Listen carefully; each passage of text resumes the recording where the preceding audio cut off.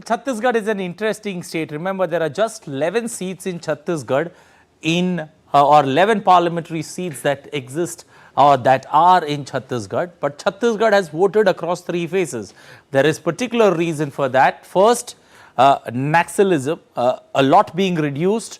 But if you see the first phase of election, Chhattisgarh in the central part of India, carved out of Madhya Pradesh. The first phase, there was a single seat of Bastar that went to polls. In the second phase, you had 3 seats. The last and final, that's phase number 3, that's where you have 7 seats. And that's why Chhattisgarh becomes interesting from an election point of view. Now, this is the third phase where the election is going to be fought. The 7 seats, Korba, the seat that Congress won along with Bastar, that's interesting to look at. All other seats in the region have been won by the BJP. But it's an interesting combination purely from a perspective of how this time around the BJP along with the Congress both have fielded new faces. We'll take a closer look at the 7 seats, and how they play out in this election. A look at history when it comes to Lok Sabha elections and how elections after elections have played out. 2014, you had BJP winning 10, Congress winning 1. 2019, a slight shift. Congress managing to go to 2. BJP very confident there on 9 seats in Chhattisgarh. Vote share, much better than the national average that you see in 2019. 67%, 71% in 2019 in elections. The national average was 67. Assembly elections, there's been a huge turnaround there for the BJP. From 68 in 2018, I think we've got the numbers wrong here. The numbers are upside down.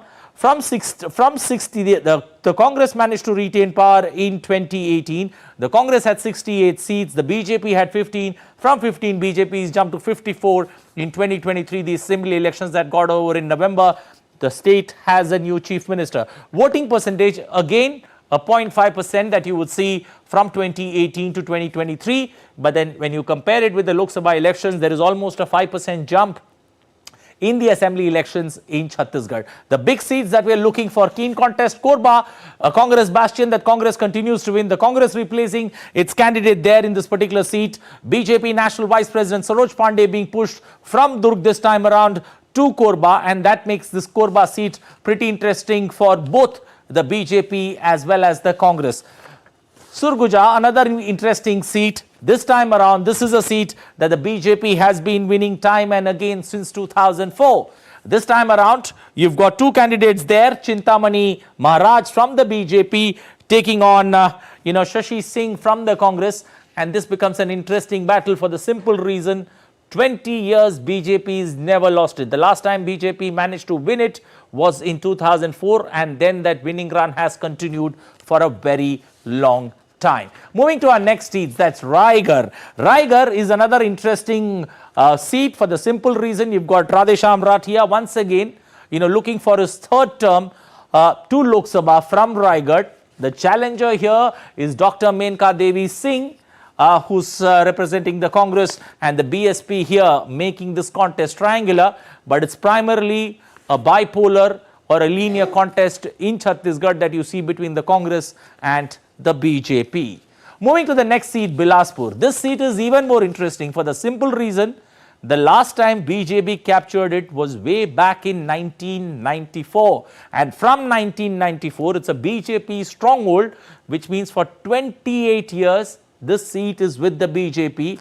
And you've got Tonkan Sahu there taking on Devendra Yadav for the seat of Bilaspur. Our final seat that we are looking at is Durg.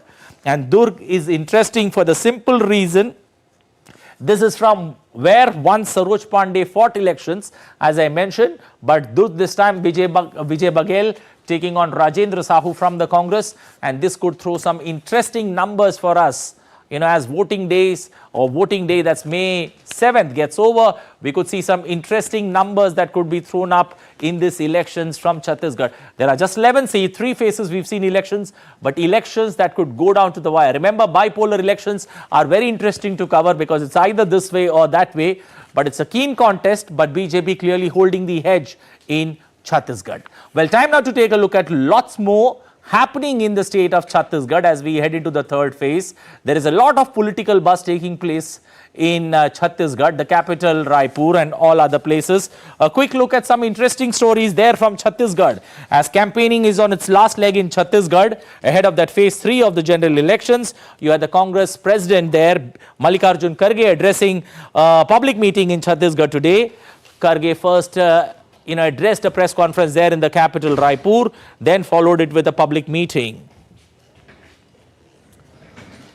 Well, Chhattisgarh Chief Minister Vishnu Dev Sai today spoke about the election atmosphere in the state and said that the both phases of elections in Chhattisgarh have been completed. Sai threw a jab at the Congress saying that it can see its defeat clearly and said that in Chhattisgarh itself in the last 3-4 months, more than 25,000 Congress workers have left the party and joined the BJP. That speaks about the challenge that the opposition has in the state. Finally, at least 9 Naxals, including 2 women, were killed in an encounter with the security personnel in the borders that border Narayanpur and Kanke district in Chhattisgarh on Tuesday, that's today. This is the second major encounter in the region, especially in a fortnight, and the Deputy Chief Minister Vijay Sharma confirmed the recovery of bodies and weapons with search operations still ongoing in the state. Well, 3 questions that we're looking for answers tonight. First, will this linear contest see twists and